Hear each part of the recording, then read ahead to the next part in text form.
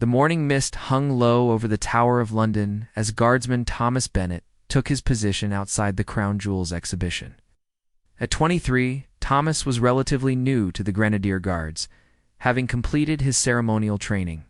Just 6 months earlier, after serving a tour in Estonia with NATO forces, his red tunic was perfectly pressed, his bearskin hat positioned with military precision, his rifle held at exactly the regulation angle that had been drilled into him. Through countless hours of practice, Thomas enjoyed the early morning shift.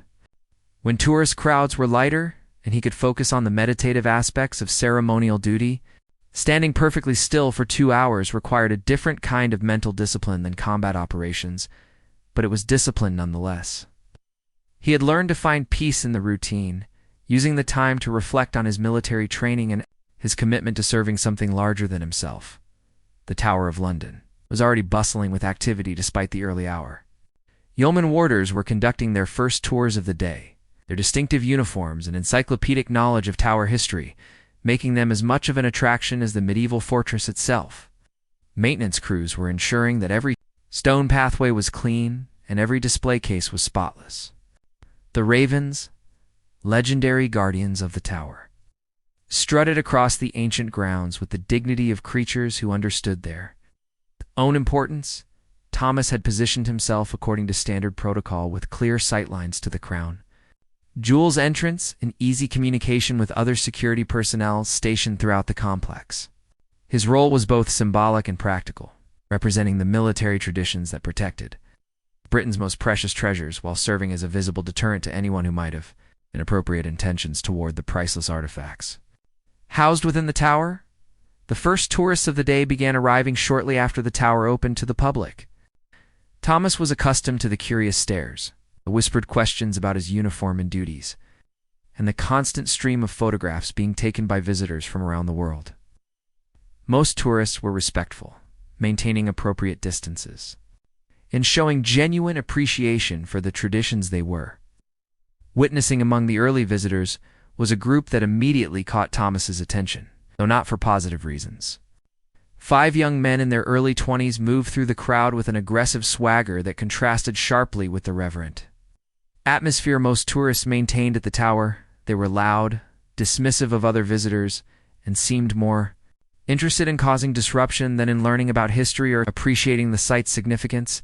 The group's leader was a tall, heavily built man wearing expensive designer clothes that somehow managed to look sloppy despite their obvious cost.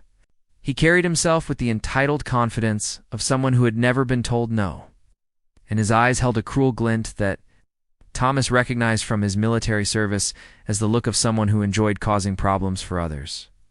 "Look at this guy," the leader said loudly as they approached Thomas's position, speaking with an accent that suggested wealth and private education. "Standing there like a toy soldier. Bet he's never seen a real fight in his life." His companions laughed appreciatively, emboldened by their leader's bravado and apparently unaware that they were approaching a combat veteran who had faced genuine danger in service to his country. Thomas maintained his ceremonial position, eyes fixed straight ahead, but his awareness of the group heightened considerably. His military training had taught him to assess potential threats quickly, and something about these visitors' behavior patterns was setting off alarm bells in his mind. They weren't just rowdy tourists. There was a deliberate maliciousness in their approach that suggested they had come here with specific intentions to cause trouble. The group leader moved closer, now standing directly in front of Thomas and studying his face with obvious contempt. "I bet you think you're something special in that fancy uniform," he said, his voice carrying clearly across the courtyard. "But you're just a glorified museum guard, aren't you? All dressed up with nowhere important to go." Other tourists were beginning to notice the confrontation, some moving closer out of curiosity, while others backed away, sensing potential trouble. Thomas could see a yeoman warder approaching from the corner of his eye, clearly concerned about the developing situation, but unsure how to intervene without escalating things further. "You know what I think?" the group leader continued, his voice growing louder and more aggressive. "I think you're nothing but a decoration, a prop for tourists to take pictures with. I bet if someone really challenged you, you wouldn't know what to do." His companions were snickering and making comments that were clearly designed to provoke a reaction from Thomas. remained motionless despite the growing insults. The situation escalated when one of the group members pulled out what appeared to be a set of plastic zip-tie restraints from his backpack. "I wonder what would happen if we tied him up," he said with malicious glee. "See if he's allowed to move or if he just has to stand there and take it." The suggestion was met with enthusiastic approval from the rest of the group, who seemed to view this as some kind of entertaining challenge. Thomas felt his heart rate increase as he realized the true nature of the threat he was facing. These weren't just obnoxious tourists making inappropriate comments. They were individuals who seemed prepared to physically assault a member of the British military while he was performing his duties. His training told him to remain calm and assess his options, but every instinct was screaming that this situation was about to become very dangerous. The group leader reached into his own bag and produced a second set of restraints, holding them up where Thomas could see them clearly. "What do you say, toy soldier? Ready to find out what happens when someone calls your bluff?" The threat was now explicit and immediate, and Thomas knew he would have to act soon to protect himself and maintain the dignity of his position. But before Thomas could make any move, a new voice cut through the courtyard with the unmistakable authority of senior military command. "Gentlemen," the voice said, calm but carrying absolute authority, "I believe you may be confused about what you're witnessing here." The group turned toward the source of the voice, their confident expressions beginning to falter as they saw who had addressed them. Lieutenant Colonel James Morrison stood about 20 feet away. Having approached silently while the group's attention was focused on Thomas, Morrison was a legendary figure within the Guards regiments, a career officer with over 25 years of service that included combat commands in Iraq, Afghanistan, and several classified operations. His dress uniform bore the ribbons of numerous decorations, including the Distinguished Service Order and the Military Cross, awards that immediately identified him as someone who had seen serious action. More importantly, for the current situation, Morrison was known throughout the British military for his unwavering protection of soldiers under his command, and his absolute intolerance for any disrespect shown to members of the armed forces. He had arrived at the tower for a routine inspection of ceremonial operations, but finding one of his guards being threatened by civilian troublemakers had instantly shifted his priorities. "I'm Lieutenant Colonel Morrison," he continued, his voice remaining conversational but somehow managing to project authority. That made everyone in the courtyard stop what they were doing and pay attention. "And I'm very interested in understanding what you gentlemen believe you're about to accomplish here." The group leader, who had been so confident when facing a lone guard bound by ceremonial protocol, found himself confronted by a senior officer who was clearly not restricted by the same limitations. Morrison's presence changed everything about the dynamic of the situation, and the troublemakers suddenly found themselves in much deeper water than they had anticipated. Thomas felt a wave of relief wash over him, but he maintained his position and bearing. He knew that Lieutenant Colonel Morrison's intervention meant that this situation would be handled properly, but he also understood that his own response to the crisis would be closely observed and evaluated. This was a test of his professionalism under pressure, and he was determined to meet the standards that Morrison expected from his guards. The confrontation was about to shift in ways that none of the troublemakers could have predicted, and they were about to learn that attacking a member of the Queen's Guard was one of the most serious mistakes they could possibly make. Lieutenant Colonel Morrison's presence had an immediate and dramatic effect on the confrontation. Unfolding in the Tower of London courtyard, the 5 troublemakers, who had been so confident when facing a lone ceremonial guard, suddenly found themselves under the steely gaze of a senior military officer whose combat decorations and commanding presence made it clear that they were no longer dealing with someone bound by the restrictions of ceremonial protocol. The group leader, still holding the plastic restraints he had intended to use on Thomas, looked uncertain for the first time since arriving at the tower. Morrison's calm but authoritative intervention had disrupted his plan and forced him to confront the reality that his intended victim wasn't as defenseless as he had assumed. The colonel's dress uniform, heavy with ribbons and insignia that spoke of decades of distinguished service, made it impossible to dismiss him as another ceremonial figure. "I asked you a question, gentlemen," Morrison continued, his tone remaining conversational, but carrying an undertone of steel that made several nearby tourists step back instinctively. "What exactly did you hope to accomplish by threatening one of my guards?" He emphasized the word "my" in a way that made it clear. He took personal responsibility for every soldier under his command and would not tolerate any disrespect shown.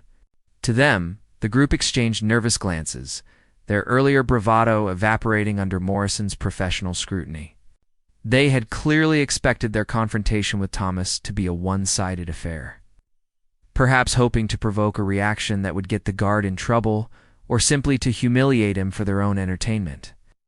The arrival of a senior officer had completely changed the dynamic of the situation. "Look, we were just having a bit of fun," the group leader said, attempting to sound casual but unable to completely hide the nervousness in his voice. "No harm intended. Just wanted to see what would happen if we tested his discipline a bit." He held up the restraints as if they were harmless props rather than tools he had been planning to use to physically assault a member of the British military. Morrison's expression didn't change, but there was something in his eyes that made the troublemaker take an involuntary step backward. "Fun," the colonel repeated slowly, as if tasting the word and finding it distasteful. "You consider threatening a soldier on duty to be entertainment. How fascinating." He began walking slowly toward the group, his movements deliberate and controlled, in a way that spoke of someone completely comfortable with confrontation. "Perhaps you'd be interested in learning a bit more about the young man you were planning to test," Morrison continued, stopping just close enough to the group leader to make him uncomfortable. "Guardsman Bennett here served with distinction in Estonia as part of NATO's Enhanced Forward Presence mission.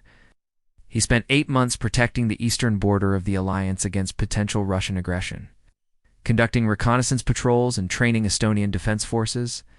The information clearly surprised the troublemakers, who would assume that ceremonial guards were soldiers who had never seen real action. Thomas maintained his position, but felt a surge of pride at hearing his service record defended by such a respected officer. Morrison's knowledge of his background demonstrated the kind of personal attention to subordinates that made him legendary within the Guards' regiments. During his deployment, Morrison continued, his voice taking on the cadence of someone delivering a military briefing. Guardsman Bennett's unit was responsible for monitoring a sector of the border that intelligence reports indicated was being probed by Russian special forces. On 3 separate occasions, his patrol detected and reported suspicious activity that led to the interdiction of reconnaissance teams attempting to gather intelligence on NATO defensive positions. The crowd of tourists had grown larger, drawn by the obvious tension, but also by Morrison's authoritative presence and the interesting military history he was sharing. Several people were taking photographs and videos, though palace security was monitoring the situation carefully to ensure it didn't escalate further. Morrison turned slightly to address Thomas directly, though he maintained the formal distance required by military protocol. "Guardsman Bennett, you may relax your position slightly for the purposes of this educational discussion." Thomas gratefully shifted his stance, relieving the muscle tension that had been building during his motionless vigil, while still maintaining his military bearing. "Thank you, sir," Thomas replied, his voice steady despite the adrenaline that was still coursing through his system.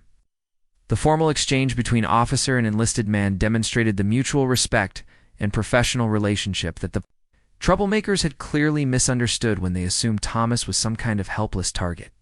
"Now then," Morrison said, turning his attention back to the group of would-be attackers. "Perhaps you'd like to explain to Guardsman Bennett and to all these witnesses exactly why you thought it would be appropriate to physically restrain a combat veteran while he was performing his duty to protect some of Britain's most precious national treasures."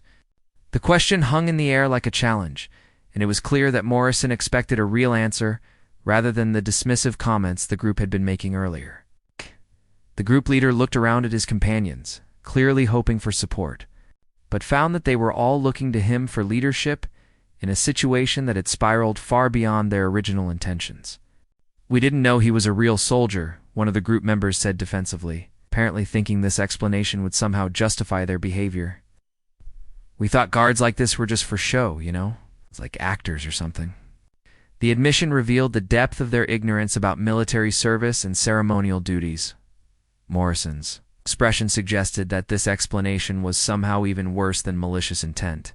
"So you're telling me that you thought it would be acceptable to physically assault someone you believed to be a civilian employee simply doing his job? That you considered it entertainment to threaten and humiliate someone who couldn't defend himself without losing his employment?" The logic of Morrison's response was devastating. Even if Thomas had been a civilian performer rather than a combat veteran, the group's planned actions would still have been cruel, illegal, and completely inappropriate. Their defense had actually made their behavior seem worse rather than better.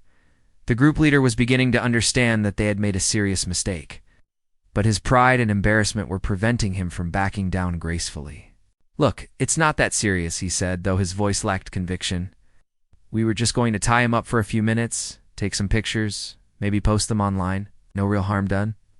This admission that they had planned to photograph Thomas's humiliation and broadcast it online for entertainment sent a visible wave of anger through Morrison's controlled demeanor. The colonel's voice, when he responded, carried a chill that made everyone in the courtyard understand that the situation had just become much more serious. "I see," Morrison said quietly. "So your plan was to commit assault against a member of Her Majesty's forces. Document that assault photographically, and then distribute those images for public entertainment. Have I understood your intentions correctly?" Clinical way he described their plan made it sound like the serious, criminal behavior it actually was. The group was finally beginning to realize the magnitude of their mistake. What they had conceived as a harmless prank against a defenseless target was being revealed as a planned assault on a military officer with a distinguished service record. They were facing not just embarrassment, but potential criminal charges and international diplomatic consequences. But Morrison wasn't finished with his lesson. As the troublemakers stood frozen with growing awareness of their predicament, the colonel was preparing to demonstrate exactly why attacking a member of the Queen's Guard was one of the most serious mistakes anyone could make in modern Britain. The education they were about to receive would be far more memorable than anything they had planned to inflict on Thomas. Lieutenant Colonel Morrison walked slowly around the group of troublemakers, his hands clasped behind his back in the classic military posture that every soldier recognized as the prelude to a serious discussion. I guess. The tourists and staff who had gathered to watch the confrontation seemed to sense that they were about to witness something significant, and the courtyard fell into an expectant silence that was broken only by the distant sounds of London traffic and the occasional call of the Tower Ravens. "Gentlemen," Morrison began, his voice carrying the measured cadence of someone who had spent decades teaching military lessons to young soldiers, "you have presented me with an excellent opportunity to provide some education about the nature of military service and the consequences of attacking members of the armed forces. I hope you'll pay careful attention, because this lesson may prevent you from making even more serious mistakes in the future." The group leader, still clutching the plastic restraints that had started this entire confrontation, looked around, nervously, as if seeking an escape route. But Morrison had positioned himself strategically. Several other tower security personnel had appeared at key points around the courtyard without being obviously intrusive. It was clear that leaving would require permission from the colonel, permission that was unlikely to be granted until his lesson was complete. "First," Morrison continued, beginning what was clearly going to be a comprehensive education, "let's discuss the legal implications of your planned actions. Assault against a member of the Queen's Guard, while they are performing their duties, is not treated as a simple misdemeanor in British law. It falls under military justice codes as well as civilian criminal law, making it a particularly serious offense with correspondingly serious penalties." Morrison pulled out his mobile phone and began scrolling through what appeared to be official documents. The maximum penalty for assault against a military officer on duty is 5 years imprisonment, plus substantial fines, plus permanent criminal records that will affect your ability to travel internationally for the rest of your lives. He looked up from his phone to gauge their reactions. "I assume you all have current passports and future travel plans that you'd prefer not to see disrupted?" The impact of this information was immediate and visible. Several group members went noticeably pale as they began to understand that their prank could have life-altering consequences. The group leader's confident demeanor was crumbling as the reality of potential criminal prosecution became clear. Second, Morrison continued relentlessly, there are the diplomatic implications to consider. The Tower of London is not just a tourist attraction. It is a site of immense national and international significance. Assaulting a guard here would be treated as an attack on British sovereignty and military honor. Given that several of you appear to be foreign nationals, this could easily become an international incident involving your home countries. Embassies and diplomatic services. One of the group members, who had been silent until now, finally found. His voice, "We're American citizens," he said, as if this information might somehow improve their situation. Our families have money, connections. This doesn't have to become a big deal. The statement revealed both their nationality and their assumption that wealth and influence would protect them from consequences. Morrison's smile was cold and humorless. American citizens, he repeated thoughtfully. How interesting. That actually makes your situation considerably worse, not better. Assaulting British military personnel while visiting as guests in our country would be viewed very seriously by both governments. I imagine your embassy would be quite embarrassed to have to explain why American tourists were attacking our ceremonial guards. The colonel began walking again, circling the group like a predator studying prey. But perhaps most importantly, you fundamentally misunderstood what you were attacking. You assumed that Guardsman Bennett was somehow helpless, bound by ceremony, to accept whatever abuse you chose to inflict. This assumption demonstrates a profound ignorance of military training and capabilities. Thomas remained at attention, but he was beginning to understand that Morrison's lesson was as much for his benefit as for the troublemakers. The colonel was demonstrating how to handle hostile encounters with civilians while maintaining military dignity and legal authority. It was a master class in military leadership under pressure. Guardsman Bennett, Morrison said, addressing Thomas directly. These gentlemen seem to believe that your ceremonial duties have somehow diminished your capabilities as a soldier. Would you care to educate them about the combat training that all Queen's Guards receive, regardless of their current assignment? Thomas straightened even further, grateful for the opportunity to participate in his own defense. Sir, all Queen's Guards complete the same basic combat training as line infantry soldiers, plus additional specialized training in close-quarters combat, crowd control, and protection of high-value targets. We maintain combat readiness through regular training exercises and weapons qualifications. Morrison nodded approvingly. And what would be the appropriate response if someone attempted to physically restrain you while you were performing your duties? The question was clearly designed to educate the troublemakers about exactly how dangerous their planned attack would have been for them. Sir, I would be authorized to use appropriate force to defend myself and protect the site I'm guarding, Thomas replied, his voice carrying newfound confidence. This would include hand-to-hand combat techniques. It's designed to quickly disable attackers while minimizing harm to bystanders in protected areas. The group was now looking genuinely frightened as they began to understand that their intended victim was actually a trained soldier who would have been legally justified in using significant force to defend himself. Their harmless prank was being revealed as a planned attack that could have resulted in serious injury to themselves, and criminal prosecution for assaulting a military officer. But Morrison wasn't finished with his educational demonstration. The lesson was about to become much more personal and much more unforgettable as the colonel prepared to show them exactly what kind of men they had chosen to threaten.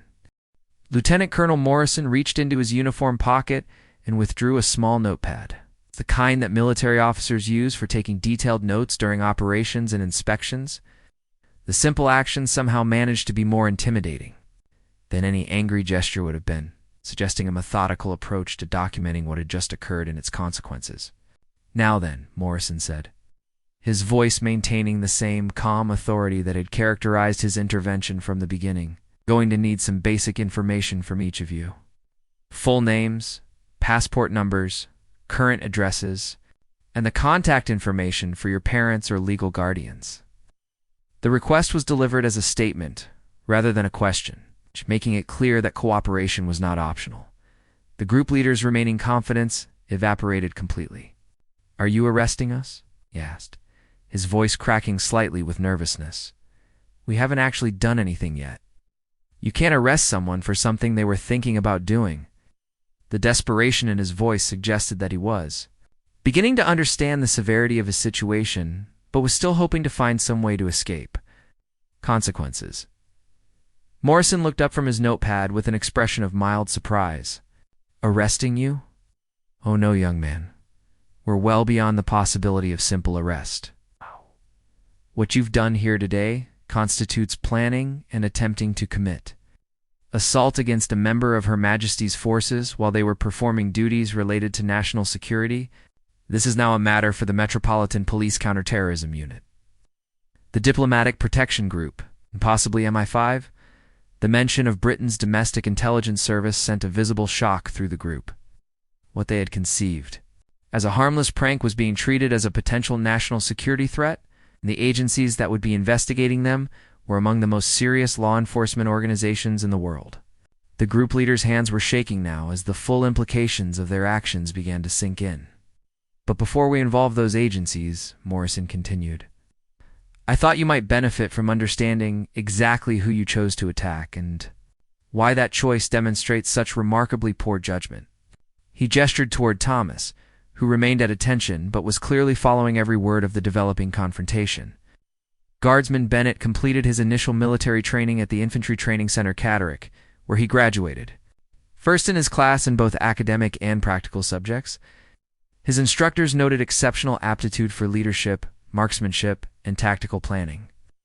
Following basic training, he was selected for advanced combat training with the 1st Battalion, Grenadier Guards, one of the most elite infantry units in the British Army.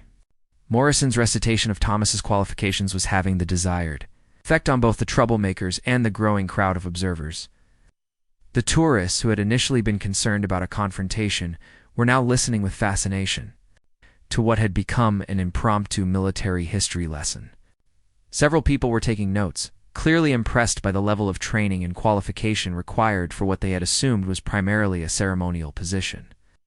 During his deployment to Estonia, Morrison continued, Guardsman Bennett was responsible for training Estonian Defense League volunteers in advanced reconnaissance techniques. His unit operated in conditions of extreme cold and constant pressure, knowing that they were quite literally standing between Russian forces and NATO territory.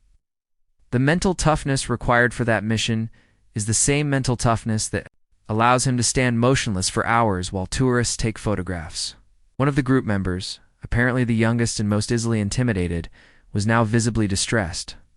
"We didn't know," he said plaintively. "We just thought he was like a statue or something. We didn't mean to threaten a real soldier." The distinction he was trying to make between real soldiers and ceremonial guards demonstrated that Morrison's lesson was beginning to penetrate their misconceptions. Morrison nodded thoughtfully. "Your ignorance is indeed profound, but it doesn't excuse your behavior.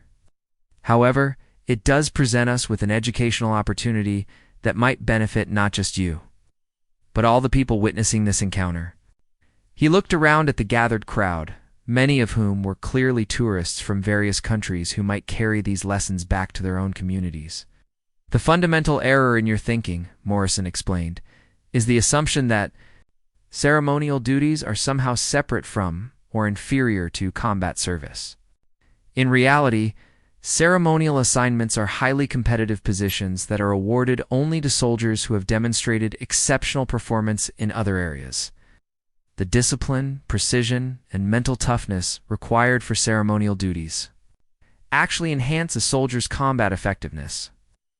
Thomas felt a deep sense of gratitude toward Morrison, not just for his intervention, but for his articulate defense of ceremonial service.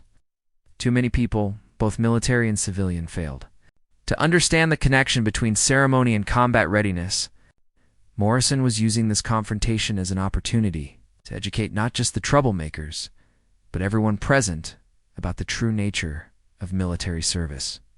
Furthermore, Morrison continued, the ceremonial role serves vital functions beyond public relations. Guards like Guardsman Bennett are responsible for the security of some of Britain's most important national treasures. They are trained in threat assessment, crowd control, emergency response, and protective operations. They are, in effect, elite security specialists who happen to wear historical uniforms. The group leader made one final attempt to salvage his dignity. Look, we made a mistake, obviously. Can't we just apologize and move on? No harm was actually done.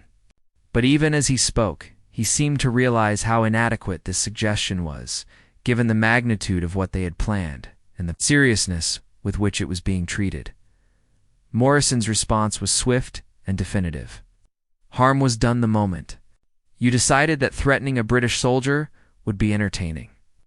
Harm was done when you brought restraints to a national monument with the intention of humiliating someone who has dedicated his life to serving his country.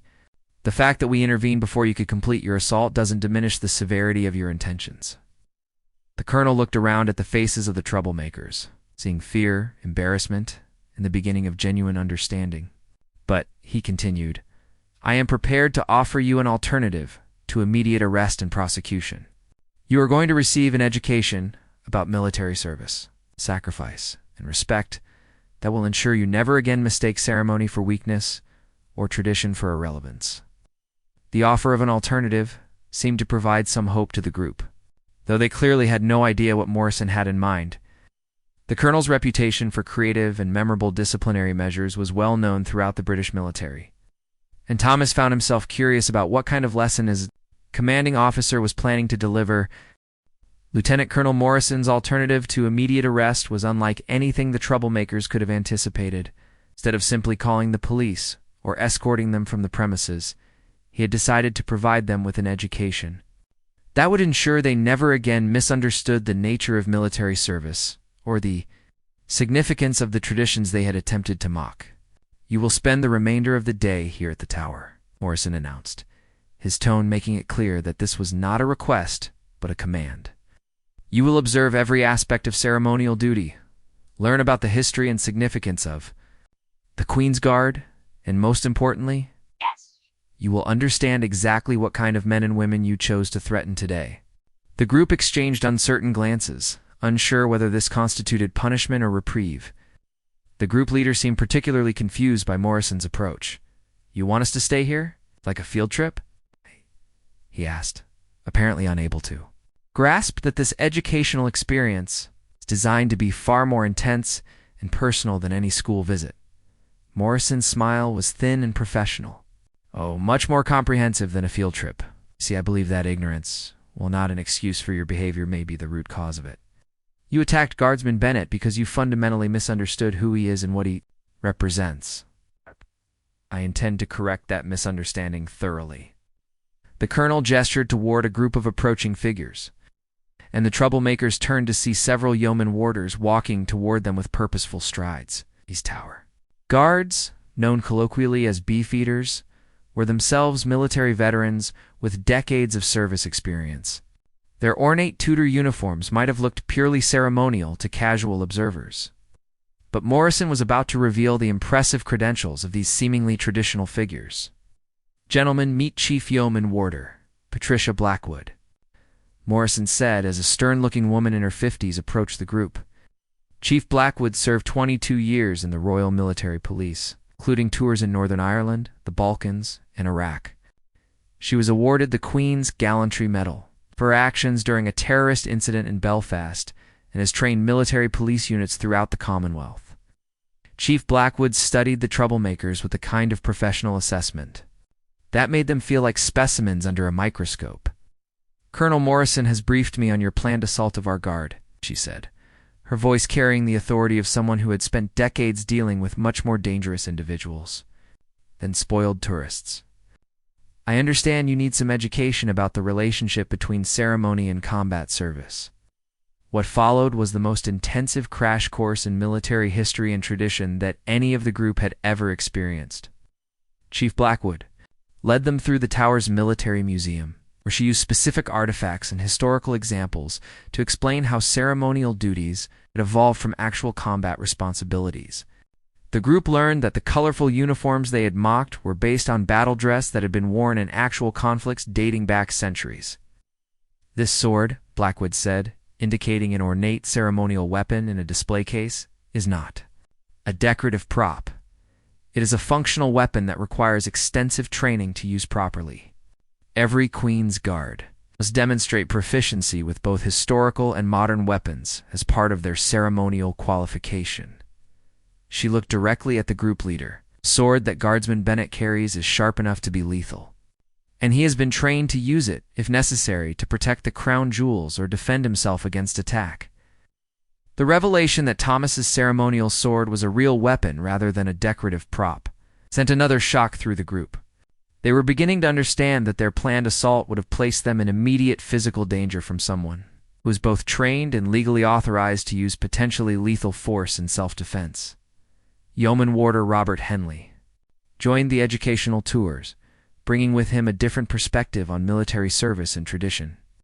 Henley had served as a paratrooper with the 2nd Battalion Parachute Regiment, including combat deployments to Sierra Leone and Afghanistan.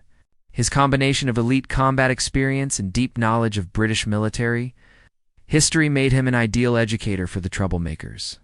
You assumed that ceremonial service was for soldiers who couldn't handle real military duties? Henley said as he led them through a display of military honors and decorations. The truth is exactly the opposite. Ceremonial positions are competitive assignments that go to soldiers who have already proven themselves in other areas. The selection process for the Queen's Guard is more rigorous than selection for most Special Forces units. The group was subjected to detailed explanations of training requirements, physical fitness standards, background checks, and performance evaluations that went into selecting ceremonial guards. They learned that Thomas had competed against hundreds of other qualified soldiers for his position and had been chosen based on a combination of military record, character assessment, and demonstrated ability to represent the best of British military traditions. Every guard you see at the Tower, at Buckingham Palace, or at any royal residence has earned their position through exceptional service, Morrison explained as they continued their forced education. They are not actors or performers. They are active duty soldiers who happen to be assigned to duties that require them to work in public view while maintaining the highest standards of military bearing. As the hours passed, the troublemakers found themselves learning about military history, ceremonial traditions, and the personal stories of individual guards and warders who had served with distinction in combat zones around the world. The educational tour was relentless, but fair, designed to replace ignorance with understanding and contempt with respect. The group leader, who had started the day planning to humiliate a soldier for entertainment, found himself listening to stories of genuine heroism, sacrifice, and dedication that put his own privileged life into stark perspective. The plastic restraints he had brought to use on Thomas now seemed like symbols of his own moral poverty rather than tools for amusing pranks. By late afternoon, 5 troublemakers had received more education about military service in a single day than most civilians acquire in a lifetime. They had met combat veterans, learned about military traditions, and been forced to confront their own assumptions and prejudices. But Morrison's lesson was far from complete, and the most powerful part of their education was yet to come. As the day progressed, it became clear that this experience was changing the troublemakers in fundamental ways. Their initial arrogance had been completely stripped away, replaced by a growing understanding of the depth and complexity of military service that they had never considered before. The youngest member of the group, who had introduced himself as Kevin during the mandatory introductions, was visibly struggling with the cognitive dissonance between his previous assumptions and the reality he was learning. "I never knew any of this," he admitted to Yeoman Warder Henley during a break in their educational tour. "We just saw the uniforms and thought it was all for show. I feel terrible about what we were planning to do." Morrison observed these individual moments of realization with the satisfaction of an educator who was seeing his lesson take hold. But he wasn't content with simple apologies or expressions of regret. The troublemakers needed to understand not just that they had been wrong, but why their mistake mattered, and how they could ensure they never made similar errors in judgment again. Kevin Morrison said, having overheard the young man's confession, "Your feeling terrible is a good start, but it's not sufficient. Understanding your mistake intellectually is different from truly comprehending its implications. I want you to think about how you would feel if someone planned to humiliate and assault your brother, your father, or someone else you respected, simply because they misunderstood that person's role or value. The question hit Kevin hard, and tears began forming in his eyes as he genuinely tried to imagine how he would react if someone threatened his family members for entertainment.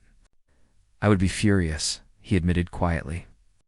I would want to protect them and make sure the people who hurt them faced consequences. The realization that he had been planning to inflict exactly that kind of pain and humiliation on Thomas was clearly devastating to him. Meanwhile, Chief Blackwood was conducting a more intense conversation with the group leader. His name, they had learned, was Brandon Ashworth, son of a wealthy American businessman. Brandon's entitled background had clearly contributed to his assumption that he could treat other people as entertainment without facing serious consequences. And Blackwood was systematically dismantling those assumptions. Mr. Ashworth, Blackwood said, your behavior today suggests that you view other people as objects for your amusement, rather than as individuals deserving of basic respect. This attitude is not just morally wrong, it's dangerous. This leads to exactly the kind of incident we witnessed today, where you felt justified in planning an assault because you decided your target wasn't fully human in your eyes. Brandon squirmed under her direct gaze, clearly uncomfortable with being analyzed so thoroughly. It wasn't supposed to be serious, he protested weakly. Just a stupid joke. Something funny to post online. We never thought about it as assault, or anything criminal. His defense revealed the shallow thinking that had led to the confrontation in the first place. That's precisely the problem, Blackwood replied firmly. You didn't think. You saw someone in a uniform you didn't understand, made assumptions based on ignorance, and decided that your entertainment was more important than his dignity and safety. This pattern of thinking is how ordinary people become capable of extraordinary cruelty. The educational process continued through the afternoon, with different tower personnel sharing their own experiences and perspectives on military service, tradition, and respect. The troublemakers were required to listen to stories from veterans of various conflicts, learning about the personal costs of military service and the importance of the traditions that help military communities process loss and honor sacrifice. Thomas, who had been allowed to break from his ceremonial duties to participate in the educational process, found himself in the unexpected position of directly addressing the people who had planned to attack him. I want you to understand, he said to the group, that when you planned to restrain me and photograph my humiliation, you weren't just attacking me personally. You were attacking everything that uniform represents, the history, the traditions, and the sacrifice of every soldier who has worn it. The impact of hearing directly from their intended victim was profound. Brandon, who had seemed the most resistant to Morrison's lessons, finally broke down completely. I'm sorry, he said, and for the first time the apology seemed genuine. Rather than calculated, I'm really, truly sorry. We were ignorant and cruel, and there's no excuse for what we were planning to do. Morrison studied Brandon's face carefully, evaluating the sincerity of his apparent transformation. Mr. Ashworth, remorse is valuable, but it must be accompanied by action if it is to have any meaning. I'm going to give you and your companions an opportunity to demonstrate that you've learned something from today's experience. The alternative Morrison proposed surprised everyone present. Instead of criminal prosecution or international incident, he offered the group a chance to participate in a public service program that would put them in direct contact with military veterans and their families. They would spend the next month volunteering at a veterans rehabilitation center, learning firsthand about the challenges faced by soldiers returning from combat zones. You will work directly with veterans who are dealing with physical and psychological wounds sustained in service to their countries, Morrison explained. You will hear their stories, assist with their daily needs, and learn about the real costs of military service. At the end of that month, if the center's staff believes you have genuinely learned from the experience, we will consider this matter closed. The offer was both generous and demanding. It would require the troublemakers to give up a significant amount of time and to confront their own prejudices about military service in the most direct way possible. But it also provided them with a path toward redemption that didn't involve criminal records or international embarrassment. As the day at the Tower of London drew to a close, The 5 young men who had arrived planning to commit assault for entertainment found themselves fundamentally changed by their encounter with military professionalism, tradition, and the kind of leadership that transforms confrontation into education and growth. 3 months after the confrontation at the Tower of London, Brandon Ashworth stood in the physical therapy wing of the Royal Hospital, Chelsea, helping wheelchair-bound veteran Michael Stevens with his daily exercises. The transformation in Brandon was so complete that his own parents barely recognized the young man who had returned from London with a fundamentally changed perspective on service, sacrifice, and personal responsibility. The month of mandatory volunteer service that Lieutenant Colonel Morrison had imposed had become voluntary continuation that surprised everyone, including Brandon himself. What had begun as punishment had evolved into the most meaningful work he had ever done. The veterans he worked with had taught him lessons about courage, resilience, and dignity that no classroom or lecture could have provided. "You're getting stronger every day, Michael," Brandon said encouragingly as he spotted the veteran during his bench press routine. Michael, who had lost both legs to an IED in Syria, was working toward competing in the Invictus Games, the international sporting event for wounded veterans. His determination and positive attitude had become a source of inspiration for Brandon, who marveled at how someone who had lost so much could maintain such optimism and drive. "Spate," Michael replied, using the casual term of friendship that had developed between them over weeks of working together. You know, when I first met you, we were just another rich kid doing community service to avoid real consequences for something stupid. But you've proved me wrong. You actually care about this work. The assessment was accurate, but incomplete. Brandon did care about the work, but more than that. He had discovered a sense of purpose that had been missing from his previously aimless life. Growing up with unlimited financial resources had provided him with every material advantage, but had left him without understanding of genuine accomplishment or meaningful contribution to something beyond himself. In another part of the rehabilitation center, Kevin was helping veteran counselor Sarah Williams organize support group meetings for families of deployed soldiers. Kevin's transformation had been perhaps the most dramatic of the 5 troublemakers, as his natural empathy and genuine remorse had made him particularly receptive to the lessons he was learning about military families and their sacrifices. "The Henderson family is coming in today," Sarah explained, as they set up chairs for the afternoon session. "Their son deployed to Iraq 3 weeks ago, and Mrs. Henderson is having a really difficult time with the anxiety. She might benefit from hearing about some of the positive veteran experiences we've discussed in previous sessions." Kevin nodded, having learned to recognize the signs of military family stress that he had been completely oblivious to before. "His education at the Tower? I'll make sure to mention some of the success stories from the rehabilitation program," he said. "Maybe knowing that there are good outcomes will help her feel more hopeful about her son's deployment." The other 3 members of their original group had completed their mandatory service and returned to their regular lives. But all had been changed by the experience. 2 had enrolled in university programs related to veteran affairs and public service, while the 3rd had begun volunteering with a military charity in his home city. Morrison's lesson had achieved exactly what he had intended, transforming ignorance into understanding and potential troublemakers into advocates for military service. Meanwhile, at the Tower of London, Thomas Bennett had been promoted to Lance. Corporal N had become something of a celebrity within the Guards regiments for his professional handling of the confrontation. But more importantly to him, he'd begun corresponding with several American veterans organizations that had heard about the incident and wanted to establish better connections between British and American military traditions. Lieutenant Colonel Morrison had been following the progress of all 5 young men with interest and satisfaction. His unconventional approach to discipline had been questioned by some of his superiors initially, but the results spoke for themselves. Instead of creating 5 criminals with permanent records in international incident, he had created 5 advocates for military service who were now contributing positively to their communities. The story of the confrontation and its resolution had spread throughout military circles on both sides of the Atlantic, becoming a case study in leadership, creative problem-solving, and the power of education to transform hostility into understanding.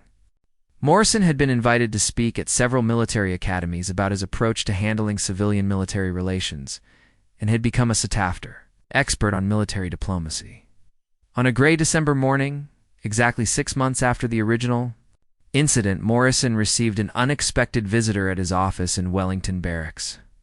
Brandon Ashworth, looking more mature and serious than the arrogant young man who had threatened Thomas, had requested a meeting to discuss something important. "Colonel Morrison," Brandon began, his voice carrying none of the entitlement that had characterized his earlier behavior, "I wanted to thank you personally for what you did for me and my friends.